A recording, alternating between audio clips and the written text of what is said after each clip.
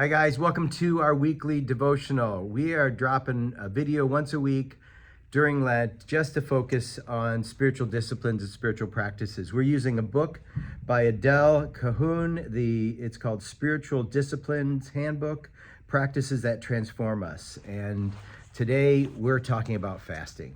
And fasting is one of those things that when you think of Lent, you think, okay, I'm going to fast. I'm going to give something up.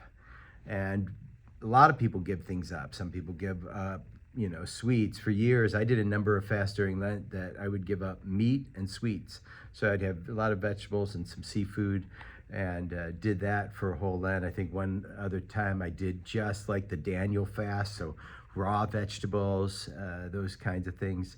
And one of the things that I always remember and think about when fasting is just saying, God, what do you have for me this year?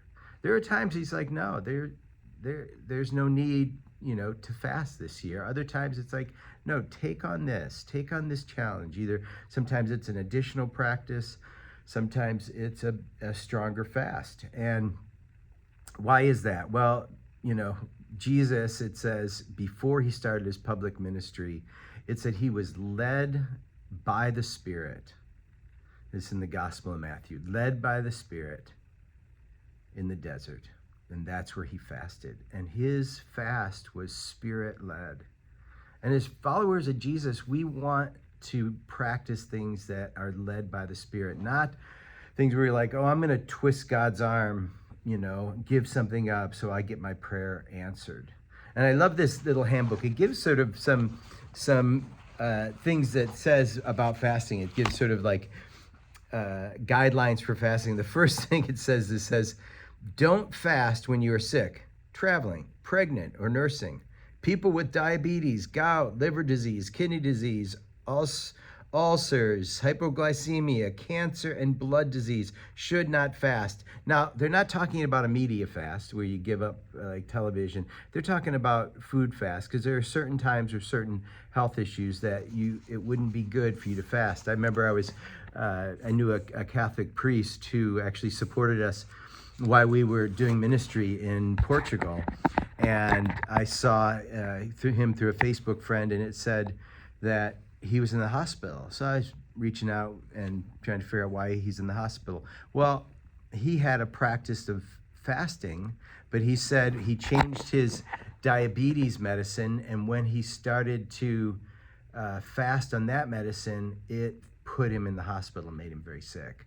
And so it is something for some people that have health issues. If you're going to fast, you really need to consult your doctor.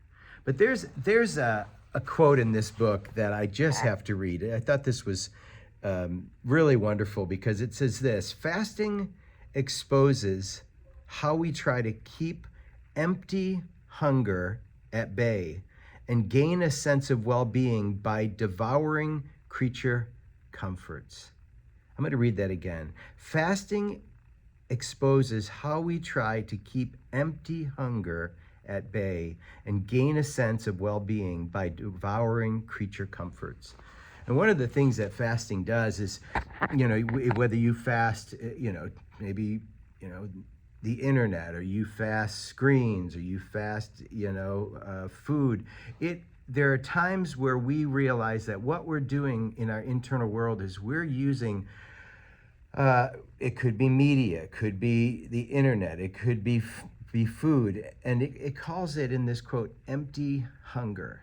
That's where we're going after something because our soul is not at peace, our soul is agitated. And I love that, because fasting, when we deny ourselves something and take it away, it's those hunger pains, whether it's we're used to comforting ourselves through media or through social media or through food, that when we miss that, it causes us to stop, to pray, to talk to Jesus. And that's one of the great benefits of fasting. Fasting is so good, it helps us tune into God many times the discomfort in our soul.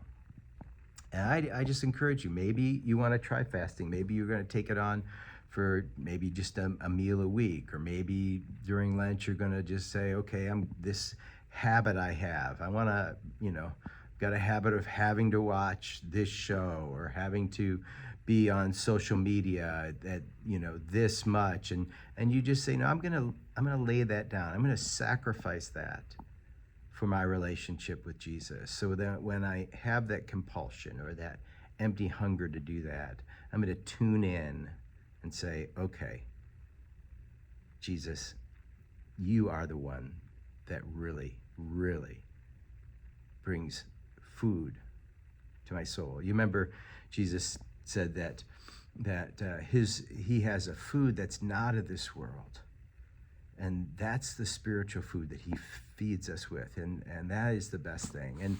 And I'll just tell you one funny story. I had a desire a number of years back that I had known some people that had done 40 days of fasting. And I was like, man, I'd like to try that. So I was reading on it, and I was in pretty good health. So I weaned myself off coffee and caffeine. I weaned my meals down so that when I launched that fast, I was ready to give up food.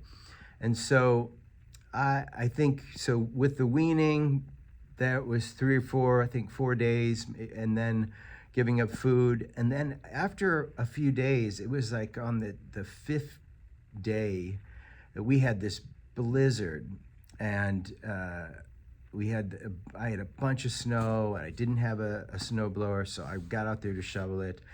And I was in full-on ketosis, and I'm shoveling the snow, and my heart is just beating out of my chest, boom, boom, boom, and I'm just like, oh my gosh, and I'm just weak, and it was in just a real funk. And then at night when I was sleeping, I was having all these stomach acids coming up, and I had insomnia.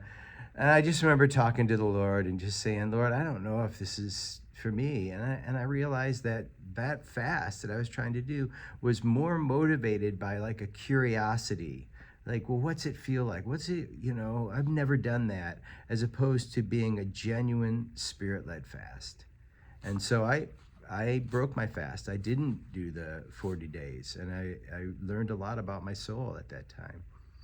And so, friends, wherever you are right now, the most important posture when it comes to fasting in any spiritual discipline is just opening yourself to God and say, God, what do you have for me? I want to hear you. I want to follow your leading, and I want to grow closer to you. It's that wonderful prayer where Samuel prayed, speak, Lord, your servant's listening. That's really what he wants from us, whether he's leading us to fasting or not. It's speak, Lord, your servant is listening. I pray you guys have a great Lent. It's good being with you. Bye-bye.